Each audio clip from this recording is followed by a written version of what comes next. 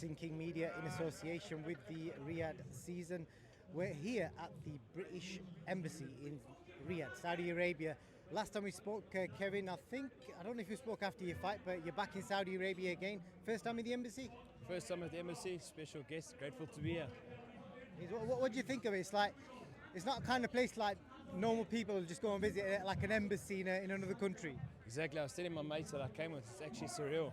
Being invited to a special event at the UK embassy in Saudi Arabia. Who would have thought? Just grateful to be here, but it's pretty surreal. Did you see the sign for the South African embassy? I didn't to be honest. It was on the way coming here. We're 24 hours away from fight night. You've spent a lot of time around Tyson Fury. I've got to ask you, you saw him just before the cut, you sparred with him, he was one of the main sparring partners. The shape he was then and the shape he is in now, what's the difference? To be honest, I don't think there's much of a difference. I think it just gave him more opportunity to get more dialed in. Obviously spending lots of time with his conditioning coach, his nutritionist Greg, his conditioning coach Christian, and his main head coach Sugar. I think it just gave him more time to get dialed in and to 100% tune in. So I think it could have only benefited him. He looked good before the cut and he looks even better after. So I wish Tyson all the best. What do you think will happen in this fight? Because so many things have happened so far that nobody expected. Nobody expected Tyson to keep it quiet, not to put it on. USYK has been very respectful. I think obviously knowing Tyson, that's the real Tyson Fury, giving the guys respect. But did you expect him to do that, or did you think we'd get, rabbit tooth and middlemate and all that? Look, I think the biggest thing with boxing in these massive events, you never know what to expect. So obviously there's a lot of mutual respect between the two fighters and they are fighting for the undisputed, which is massive. So I think the respect needs to be there and I think both guys know how good one another are. So I don't think look into it too much. I don't think if Tyson was his usual self, it doesn't mean anything.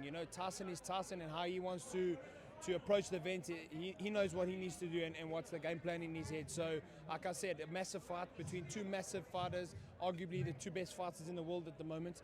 And may the best man win. Obviously, I'm in the Gypsy King's corner.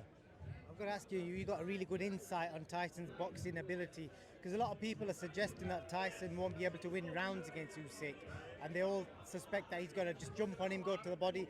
You've got first-hand experience, so tell us about Tyson's boxing ability. He's got a phenomenal ring IQ. His ring IQ and his ring craft is phenomenal. And with that being a big man, it makes it hard for any small heavyweight. I mean, I'm a small heavyweight myself, and it just makes it really hard. You have to think in there. If you switch off for a split second, he's on you and he's throwing leather on you. So I don't think people saying that he can't win the rounds, I disagree with that, because I truly believe he can.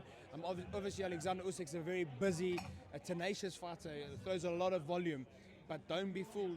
A big man in front of you might not need to throw as much volume, but the punches that count, and those are the ones that matter the most. So I think don't be fooled by people saying Tyson can't steal the rounds, he can't outbox Usyk, because I definitely do think he can by using his boxing ability, his ring IQ, as well as his sheer size. And the obvious question, just lay down the victory. How does Tyson Fury get that victory in your opinion? In my honest opinion, I think Tyson will win unanimous decision, 12 rounds.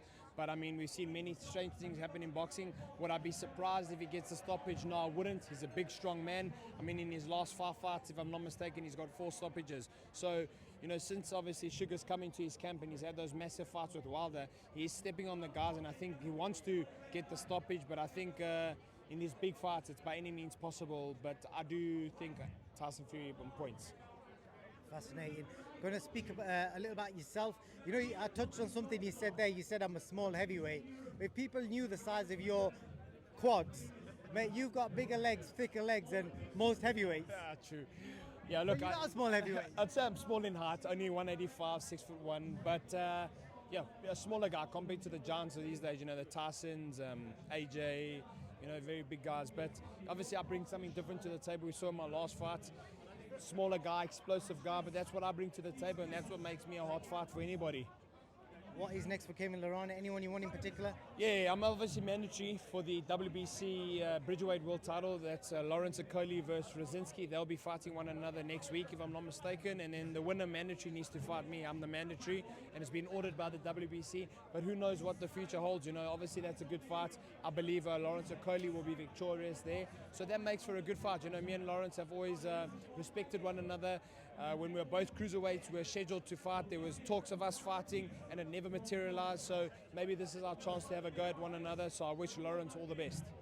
Good man, Kevin. Other than that, that's pretty much it. Everything else good? Family good? Kids good? Family's good, you know. Obviously, we had to deal with that tragedy when we were out here in Saudi, but we bounced back, you know. We deal with the adversity, and I just want to say thank you to all the boxing fans, the boxing people, the media, you know, the big promoters, and all those who reached out to me. You know, the condolences were truly heartwarming, and I appreciate every single one of you. Thank you.